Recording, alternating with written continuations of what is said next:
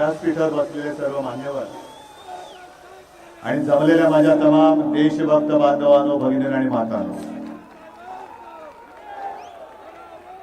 राजन केवळ मलाच नाही तर मला खात्री आहे आपल्या हिंदू हृदय सम्राटांना आणि धर्मवीरांना सुद्धा तुमचा अभिमान वाटत असेल.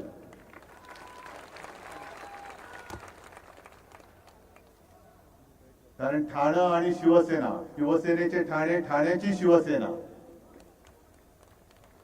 काही जणांना मस्ती आले, त्यांना वाटतं ठाणे आपली खासगी मालमत्ता आहे. ती मस्ती उतरवण्यासाठी मी आलेलो आहे.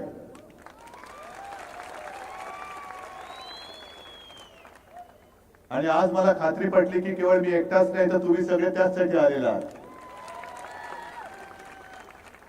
मगाशी संजय राऊत आपण जे बोलला ते खरं आहे. महाराष्ट्रामध्ये जिथे जिथे जाता येणं मला शक्य आहे तिथे तिथे मी जातोय.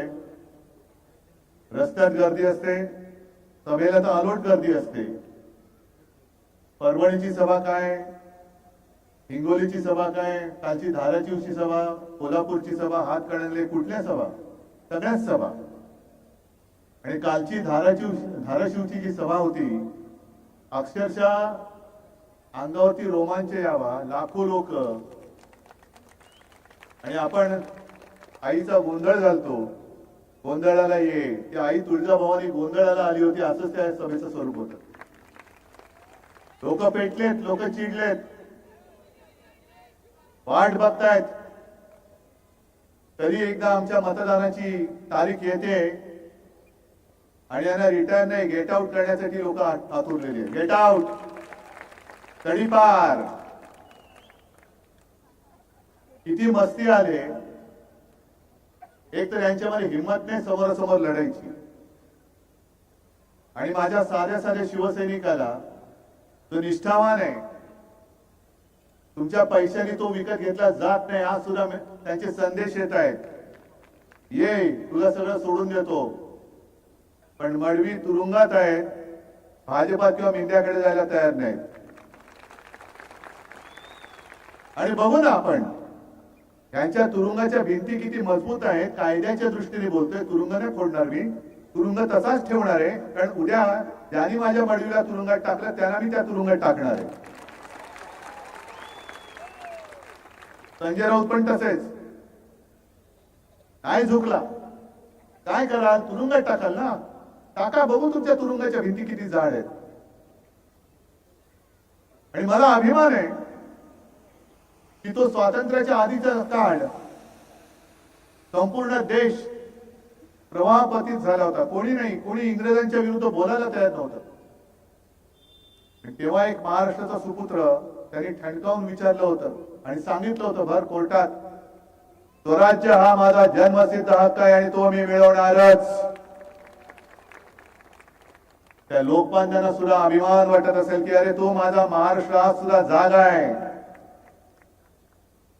आज सुद्धा ज्वलंत आहे. असंतोषाचे जनक या लोकमान्यांनी महाराष्ट्रात जन्म घेतला, तो महाराष्ट्र आज सुद्धा जो संपूर्ण देशात असंतोष भडकलेला आहे, त्या असंतोषाचा जनक हा लोकमान्यांचा महाराष्ट्र आज सुद्धा आहे.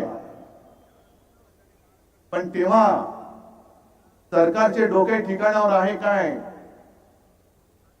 हा प्रश्न त्यांनी विचारला होता, तो सुद्धा मराठीत. आजच्या सरकारला डोकंच नाहीये, त्या डोक्याच्या जागी नुसता खोका आहे, हे आम्हाला माहिती आहे. हे खोकेबाज सरकार आहे, डोकेबाज सरकार नाहीये. आणि दर सभेत सांगतोय ही माझी शिवसेना, माझी वडिलोपार्जित संपत्ती आहे, हे माझे निवडणूक रोखे आहेत, जे मी या निवडणुकीत वठवणार आहे, हे माझे निवडणूक रोखे आहेत. आणि या निवडणूक रोख्यांवरती मोदीजी तुम्ही किती जुलम जबरदस्ती करा, यातलं एक सुद्धा बोगस नाही निघणार. हे सगळे अस्सल मर्द, जीवाला जीव देणारे हे शिवसैनिक मला शिवसेना प्रमुखांनी जोडून दिलेले आहे.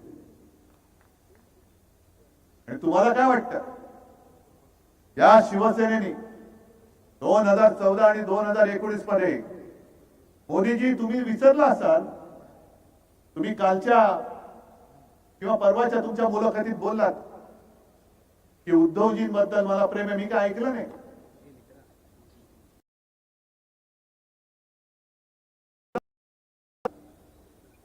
भाजपाने जेव्हा तुमचं नाव ठरवलं की देशाच्या पंतप्रधानपदी नरेंद्र मोदींचं नाव उमेदवार म्हणून सुचवूया, तुमचे तेव्हाचे अध्यक्ष होते राजनाथ सिंग, त्यांनी मला फोन करून विचारलं होतं, उद्धवजी आपकी क्या सलाह है.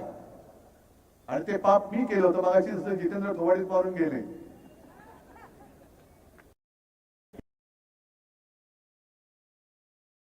म्हणून एक थोवाडीत मारली. मी किती मारून घ्यायला पाहिजे माहित नाही मला, पण ते पाप माझ्याकडनं नकळत झालं होतं. तेव्हा शिवसेना तुम्हाला चालत होती, तेव्हा उद्धव ठाकरे कोण आहे हे तुम्हाला माहिती होतं. आज असं काय झालं, बिनसलं. आणि 14 साली तरी काय बिनसलं होतं की तुम्ही ज्या शिवसेनेचा पाठिंबा घेतलात तो उद्धव ठाकरे तेव्हाही पक्ष प्रमुख होता, 2019 ला होता आणि आज सुद्धा आहे.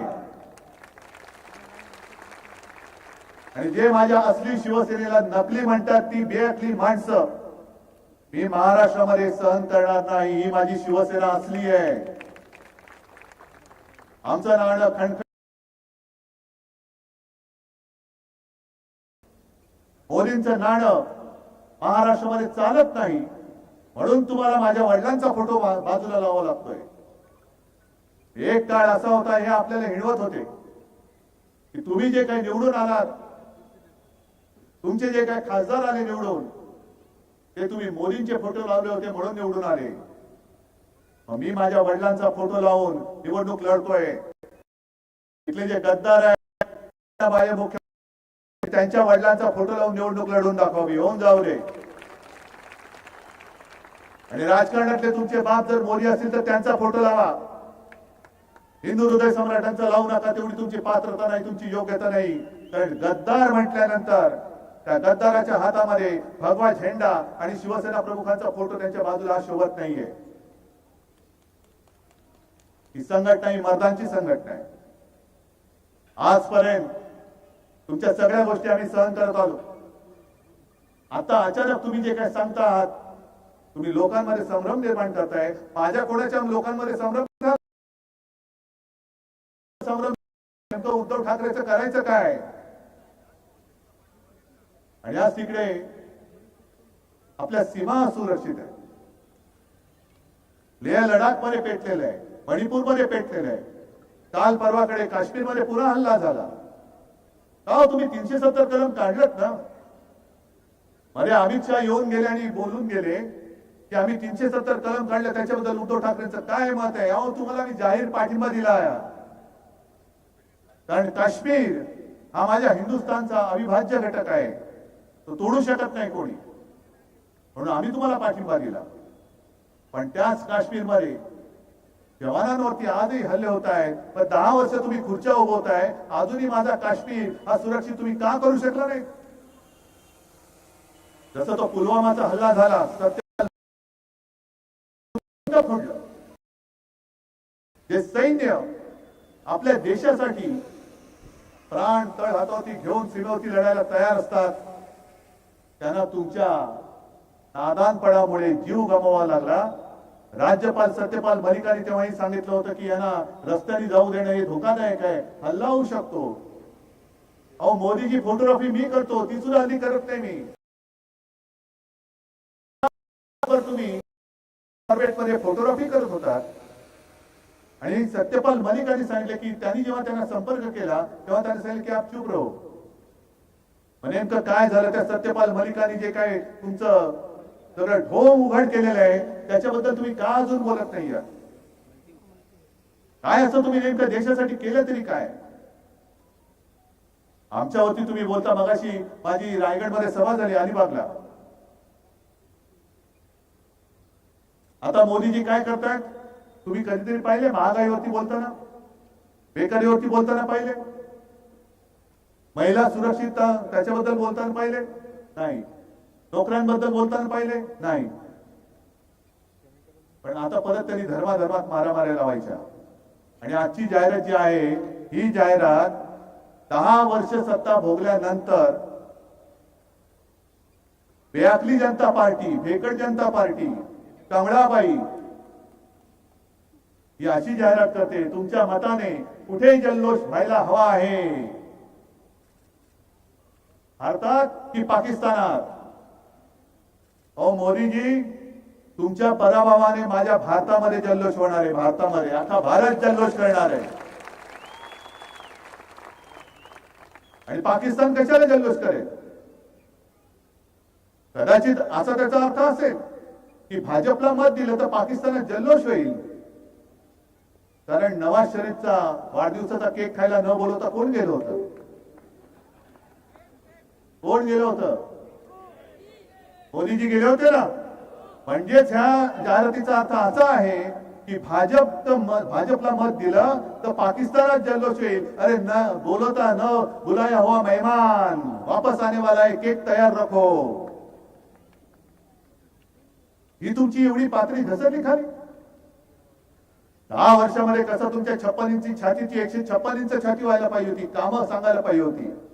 कामं काय केले तुम्ही? काम केलेलं काय सांगतात? काय कोणतं काम केले? मग जर मी असं म्हटलं की तुम्ही काय काम केलं नाही, बिनकामाचे आहात, जो नाही कामाचा तो नाही रामाचा, मी उलट म्हणतो. जो कामाचा नाही तो रामाचा कसा होईल? कारण राम राज्य ज्याला आम्ही म्हणतो, राम राज्याचा अर्थ सर्व सुखी आहेत लोक, जनता सुखी आहे, आनंदी आहे, महिला सुरक्षित आहेत, सगळा आनंदी आनंद आहे, त्याला राम राज्य आम्ही म्हणतो. पण तुम्ही कामच काही केलं नाही, बेकारी वाढते आहे. 80 कोटी लोकांना आम्ही फुकट धान्य देतो आहे.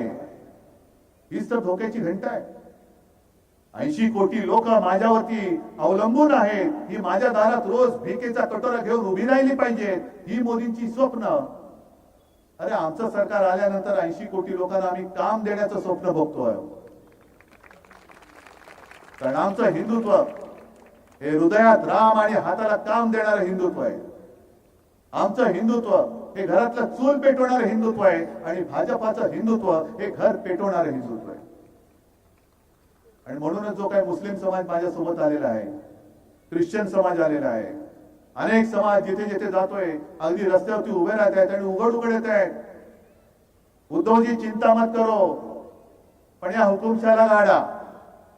का लोक तुम्हाला, एक जमाना असा होता की लोक जे ओरडायचे मोदी मोदी, आता हुकुमशाह बोलतायत तुम्हाला. हा तुमचा प्रवास कधी कुठून कसा झाला ह्याचा काहीतरी तुम्ही आढावा घेणार आहात की नाही? 2014, 2019 आणि 2024 मी तर या सरकारला गजनी सरकार म्हणतो. म्हणजे काल काय बोलले ते आज आठवत नाही, आज काय बोलणार ते उद्या आठवणार नाही. आणि नकली सेना तुम्ही म्हणताय याचा अर्थ अजूनही आपल्या शिवसेनेचा निर्णय हा सर्वोच्च न्यायालयाने दिलेला नाही. सर्वोच्च न्यायालयामध्ये आपली केस चालू आहे. पण ह्यांच्याकडे धुळीभांडी करणारे हे सगळे निवडणूक आयुक्त. होय, मी धुळीभांडी करणारच म्हणतोय. काय कारवाई करणार तुम्ही? कारण शिवसेना हे नाव माझ्या आजोबांनी दिलेलं आहे, निवडणूक आयुक्तांनी दिलेलं नाही. तुम्ही माझं चिन्ह चोरून देऊ शकता, कारण तो चिन्ह देणं हा तुमचा अधिकार आहे. पण माझं नाव जर का तुम्ही चोरून दुसऱ्याला देणार असाल तर निवडणूक आयोगाचं नाव, त्या आयुक्ताचं नाव सुद्धा मी धोंड्या ठेवलेलं आहे. हे धोंड्या चालेल, पण तुम्ही सरकारी यंत्रणा वापरली, निवडणूक आयुक्ताला धुळीभांडी करायला लावलं. त्या लवादाला, तो लवाड नार्वेकर, त्याला बसवलं. म्हणजे याचा अर्थ काय झाला की क्रिकेटमध्ये तुमचं दांडकं उडालं तर तुमचा अंपायर सांगतो 6. अरे दांडकं उडालं ना, नाही अंपायर सांगतो 6 आहे. हे एवढं सगळं तुम्ही खोटं काम केल्यानंतर आम्ही सर्वोच्च न्यायालयात गेलोय. सर्वोच्च न्यायालयामध्ये केस दाखल झाले. सर्वोच्च न्यायालयाने यांची कानपटं फोडलेली आहेत. कोश्यारी सकट सगळ्यांची कानपटं फोडली. कोश्यारी म्हणजे तुमचा दुसरा नोकर, ज्यांनी येऊन महाराष्ट्राच्या राज्यपाल पदाचा अपमान केला, छत्रपती शिवाजी महाराजांबद्दल बोलले, फुल्यांबद्दल बोलले, तरी सुद्धा तुम्ही त्याला सहन केला. आणि तेव्हा हे शेपूट घालणारे सगळे लाचार गँग, गोल्डन गँग नाही, लाचार गद्दार गँग ही गप्प बसून राहिली. महाराजांचाच अपमान झालाय ना, मोदींचा नाही ना झाला. फुलांचा महात्मा फुलेंचाच झालाय ना, मोदींचा नाही ना झाला. तुम्ही नाव त्यांना काढून दिलं, सगळं काढून दिलं. कोश्यारींनी कसं चुकीचं काम केलं हे सुप्रीम कोर्टाने सांगितले. आणि मोदीजी तुम्ही फक्त 140 कोटी जनतेमधले एक व्यक्ती नाही, तुम्ही दुर्दैवाने अजून पंतप्रधान आहात आणि नकळत तुम्ही सर्वोच्च न्यायालयावरती दबाव आणता आहात. हा मी आज सरळ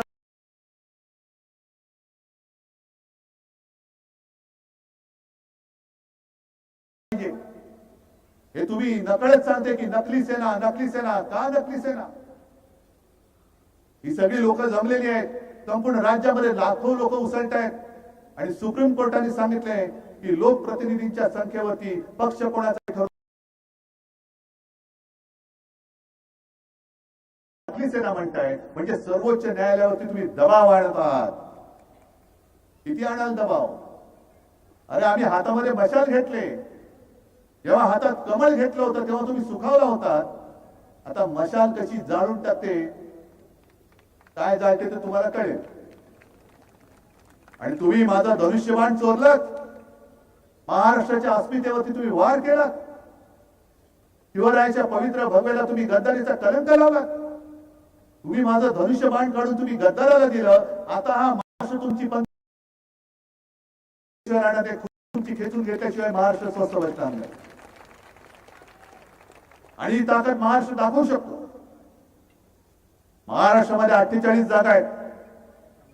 48च्या 48 जर आपल्या महाविकास आघाडीच्या निवडून आल्या तर पहिलं तिथेच त्यांचं सरकार गडगडतंय, तिकडेच गडगडतंय. हे एकटं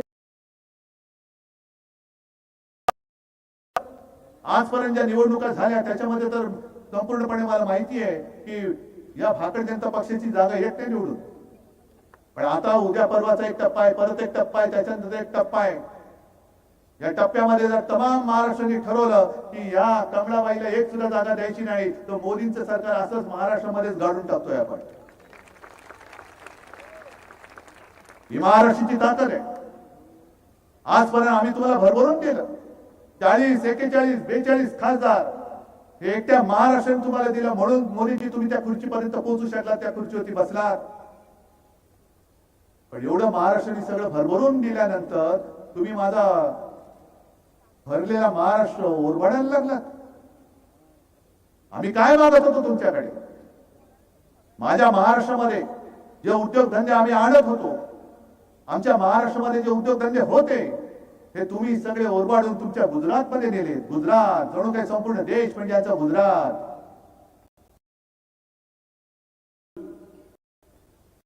देश व्यक्त करतो याच्यातला भाग नाही. गुजरात सुद्धा माझाच आहे, गुजरात आपलाच आहे. मी सुद्धा मुख्यमंत्री होतोच. आणि तुम्ही सांगा मी कधी मुख्यमंत्री होतो त्या काळामध्ये जात पात धर्मामध्ये भेदभाव करून दाखवला होता का? केला होता? कधीच केलेला नव्हता. पण तुम्ही ते करता. आपलं इंडिया आघाडीचं सरकार आल्यानंतर गुजरातच्या हक्काचं काय असेल ते आम्ही गुजरातला देऊ, जरूर देऊ. तिकडे आधी कंजूसी करणार नाही. पण गुजरातची भरभराट करताना जर तुम्ही महाराष्ट्राच्या तोंडातला घास काढून गुजरातला भरवणार असाल तर तो हात कोणाचाही असला तर तो आम्ही कापून टाकल्याशिवाय राहणार नाही. ही महाराष्ट्राची शपथ आहे.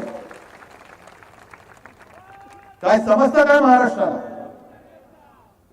आता राजन तुम्ही गाणं लॉन्च केलं, खरंच कौतुक आहे. त्या शिवसैनिकांचं कौतुक आहे. तुमचं आधीचं सुद्धा गाणं मला फार आवडलं, लोकांना सुद्धा फार आवडलेलं आहे.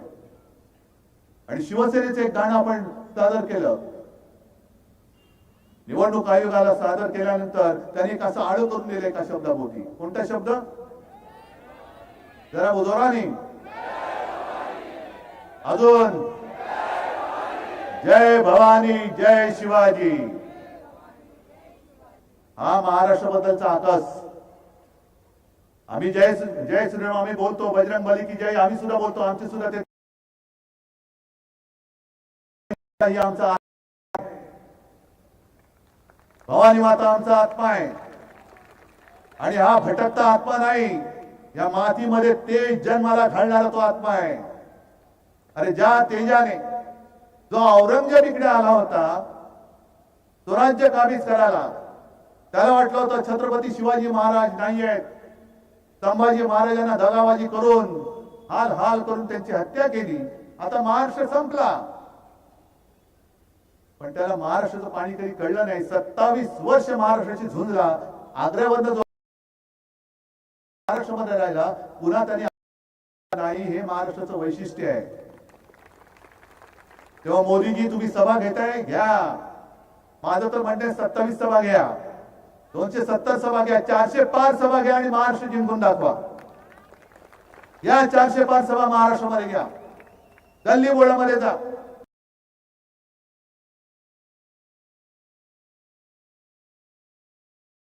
तर कोणावरती वार करत नाही. कोणी प्रेमाने मिठी मारली तर तो सुद्धा प्रेमाने आलिंगन. महाराष्ट्राच्या झाला तर महाराष्ट्र वाघ नख बाहेर काढल्याशिवाय राहत नाही. ही माझी वाघ नख आज महाराष्ट्रामध्ये बाहेर काढलेली आहे, ही वाघ नख आहे. एक तर तुम्ही कामाच्या नावाने संपूर्ण ठणठणाट केला, कुटुंब फोडली, पक्ष फोडले. काय केलं काय तुम्ही? कोरोना काळामध्ये जे काम महाराष्ट्राने केलं, माझं नाव मुख्यमंत्री नंबर 1 म्हणून झालं, ते माझ्यामुळे नाही, तुमच्यामुळे झालं आणि शासन यंत्रणेमुळे झालं. तुम्ही सगळ्यांनी सहकार्य केलं म्हणून संपूर्ण देशात महाराष्ट्राच्या मुख्यमंत्र्याचा नंबर 1 होता. आणि महाराष्ट्र इकडे कोरोनाशी लढत असताना तुम्ही टीव्हीवर यायचे, दिवे लावा, ताट पडवा, कोल्यांट्या उड्या मारा, बेडूक उड्या मारा, घरंगळत जा, हे असे चाळे. अरे संपूर्ण जग हसत होतं की हे मोठं संकट आल्यानंतर एका देशाचा पंतप्रधान थाळ्या बडवायला सांगतोय. मोदीजी जेव्हा तुम्ही रिकाम्या थाळ्या बडवायला सांगत होता, तेव्हा मी मुख्यमंत्री म्हणून इथल्या माझ्या गोरगरिबाला 10 रुपयामध्ये भरलेली थाळी शिवभोजन म्हणून देत होतो.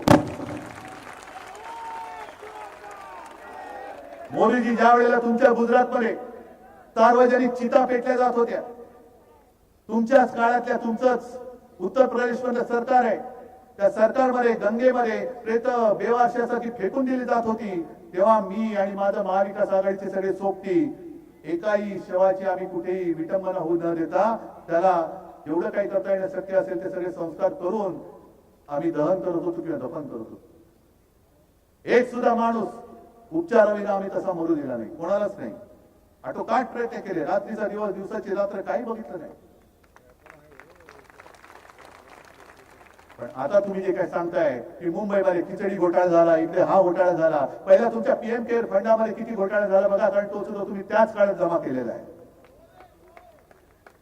पीएम केअर फंड म्हणजे काय, पीएमचा अर्थ काय, नक्की त्याचा मालक कोण?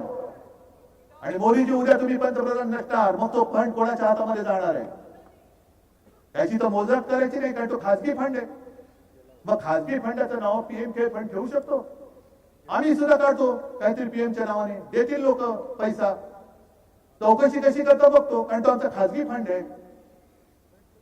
इतर वेळेला तुम्ही प्रत्येकाच्या संपत्तीवरती अगदी गळ्यातल्या मंगळसूत्राकडे तुम्ही लक्ष देता, पण पीएम केअर फंडाच्या सगळा जो काय मोठा घोटाळा झालेला आहे त्या घोटाळ्याबद्दल तुम्ही काय नाही बोलत? तुम्हाला सगळ्यांना जे काय घाबरवलं जात आहे की तुमची संपत्ती ज्याला मुलं जास्त होणार त्याच्यामध्ये वाटून टाकणार. संजय बाकीच्या उद्योगपतींचा सोडा, ह्या पीएम केअर फंडामध्ये जमलेले पैसे जरी गरिबांना वाटले तरी यांच्या खात्यामध्ये कितीतरी लाख रुपये येतील. आणि सगळ्यात जास्त मुलं म्हणजे जास्त मुलं होतील त्यांना संपत्ती वाटतात. मोदीजी तुम्हाला कोणाला किती मुलं होतात त्याच्यात करायचं काय? अहो राजकारणामध्ये भाजपला मुलं होत नाही तर मी काय करू? माझा दोष थोडीच आहे. मी त्याला भाकड जनता पक्ष म्हणतो ते एवढ्यासाठी म्हणतो कारण राजकारणात तुम्हाला मुलंच नाही झाली, आमची मुलं तुम्हाला कडेवर घेऊन फिरवावी लागत आहे.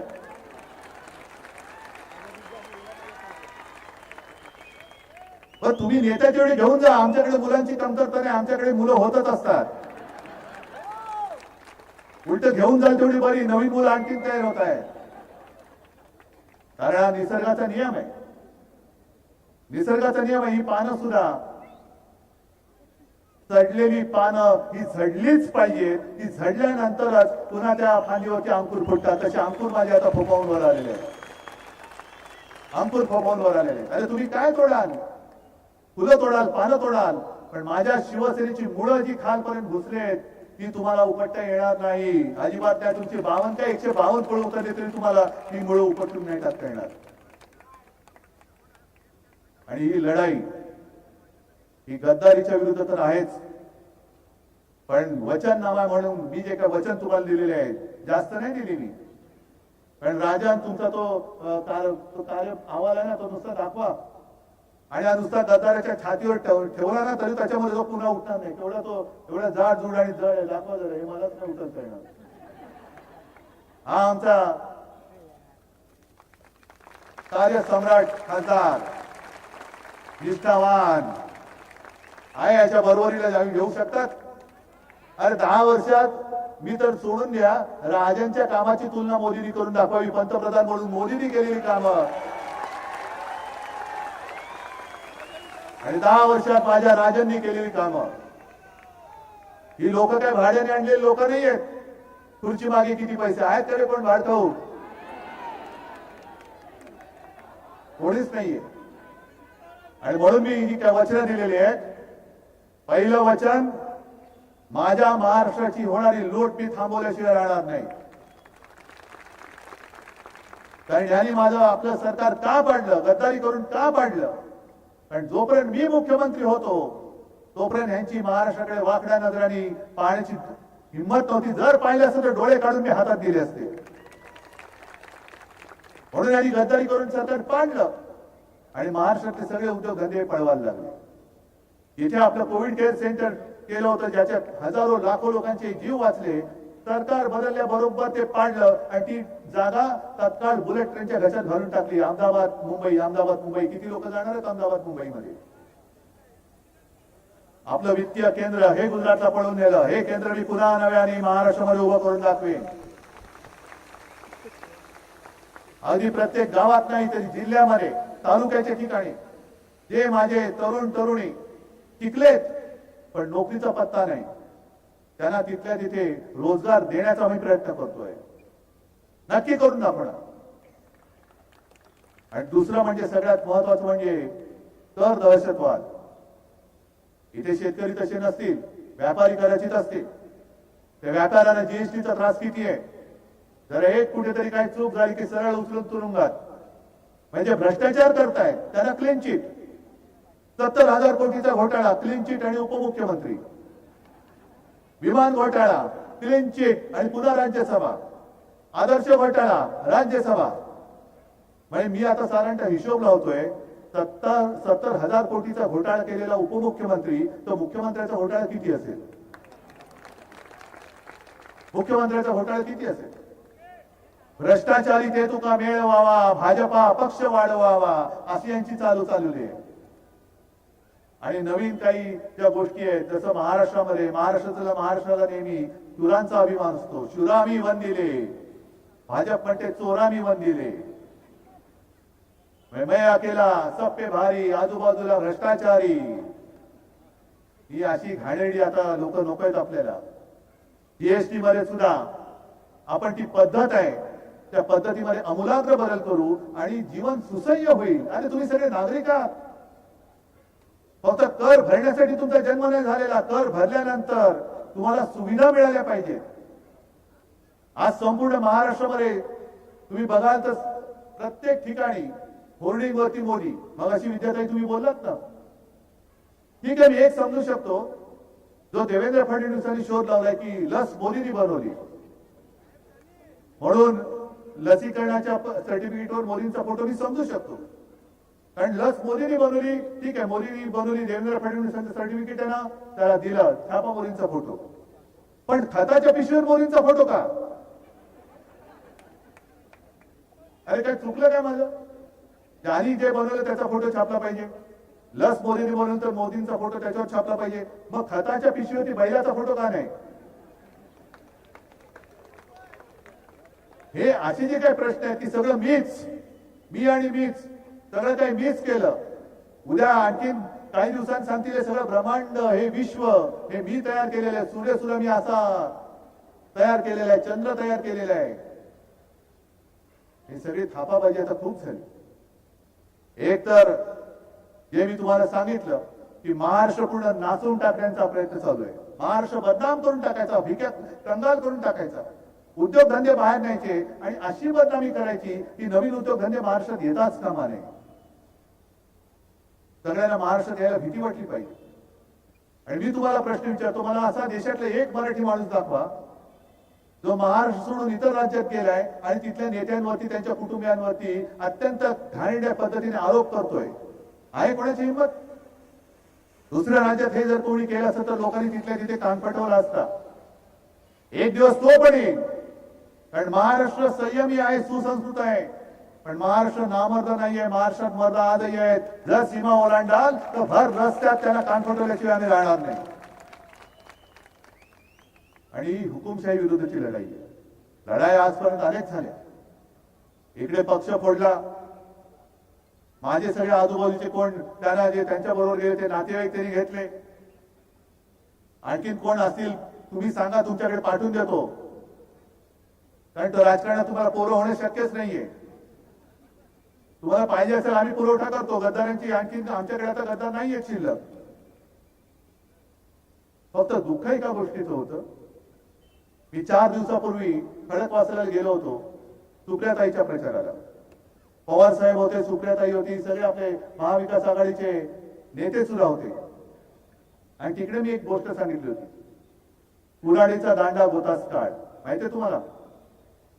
त्याच्यामध्ये गोष्ट अशी आहे, एक मोठं डवरलेला बहरलेला वृक्ष असतो, कित्येक वर्षाचा, शेकडो वर्षाचा. त्याच्यावरती अनेक पक्ष्यांच्या पिढ्या जन्माला आलेल्या असतात. काही बांडगुळ असतात, माकडे सुद्धा उड्या मारत असतात. आणि एक दिवस एक व्यापारी येतो आणि त्याच्या बुंद्यावरती घाव घालायला लागतो लाकूड तोडायला. आणि तो व्यापारी असा होता की तो वर्षानुवर्ष त्या झाडाचा लाकूड तोडून घ्यायचं, झाडाचं फर्निचर बनवायचा आणि लोकांना सांगायचं लाकूड सुद्धा मीच बनवलंय,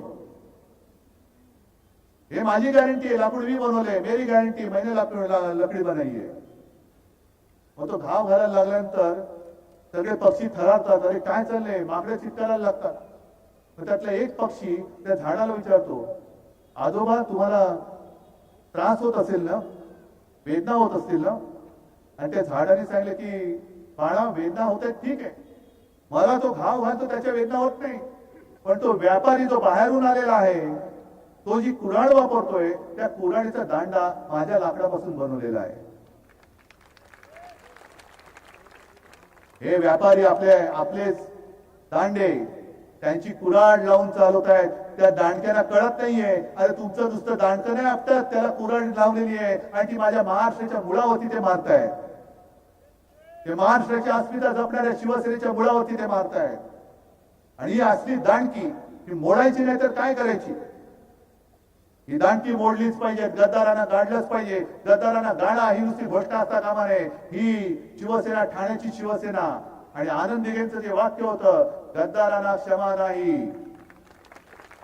बरं झालं ते वाक्य त्या चित्रपटाच्या निमित्ताने का होईना आणि स्वतःला कळून घ्यायला पाहिजे. ते आता ठाणेकर करून दाखवणार, गद्दारांना क्षमा नाही.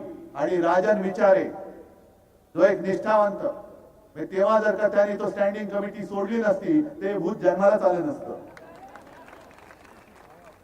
थोडी काहीतरी जनाची नाहीतरी मनाची ठेव. तुझ्यासाठी कोणी कोणी मेहनत केले, तेवढं काही मीच केलं. उद्या धर्मवीर सुद्धा जातील आणि हे लागतील दाढीवाले. नाही, आनंद दिघेंची जागा तुम्ही घेऊ शकणार नाही, कोणी घेऊ शकणार नाही. आनंद दिघे हे शिवसेना प्रमुखांचे अत्यंत कडवट, कट्टर, निष्ठावान.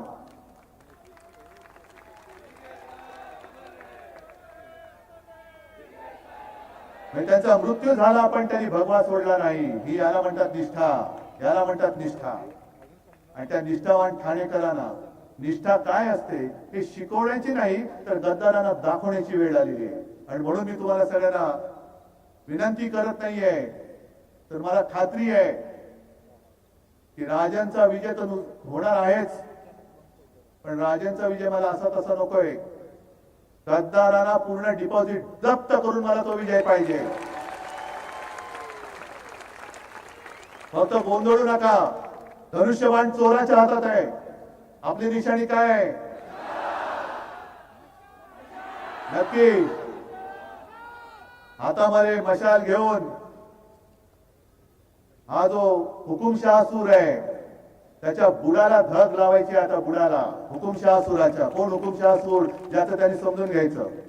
आणि दिल्लीवरती पुन्हा लोकसभेमध्ये आपल्या शिवसेनेचा अस्सल आणि एकमेव शिवसेनेचा कट्टर निष्ठावान शिवरायाचा पवित्र भगवा घेऊन राजन विचारेला पुन्हा दिल्लीमध्ये पाठवायचा आहे. धन्यवाद. जय हिंद, जय महाराष्ट्र.